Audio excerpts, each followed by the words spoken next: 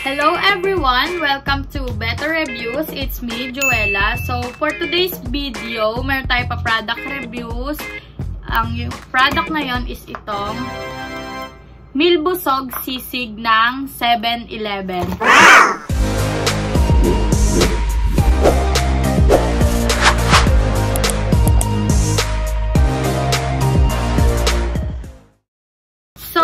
Guys, iti-taste test natin tong product na to kasi sobrang affordable niya. 39 pesos lang siya sa 7-Eleven. May kasama na din siyang chili oil.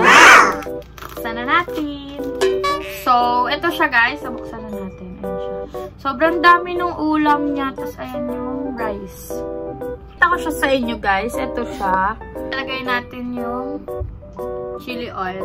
Tikman natin.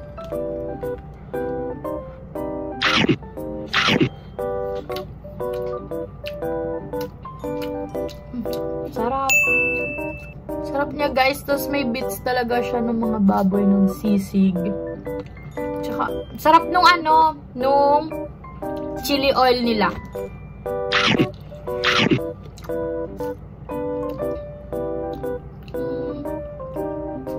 Sarap.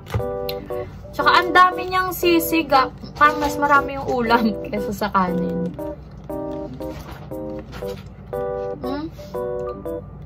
Isilip ang buhok.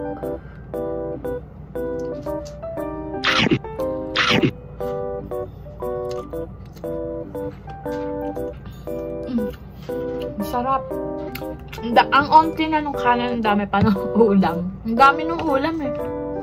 Kuha pa ako ng kanin. Guys, sakto may kanin pa yan. Kuha tayo.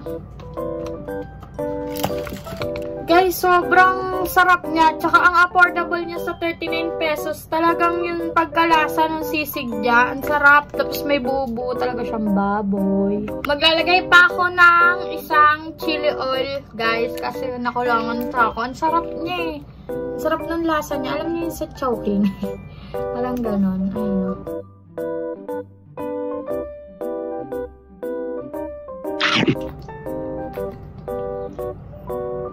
So, ayun lang naman guys. I-rate ko siya ng 10 out of 10 kasi nasarapan ako sa lasa niya and sorry, excuse me. Next time, itatry ko naman yung ibang flavor niya dun sa mga yung mga ready to eat na. Itatry ko din next time yung iba.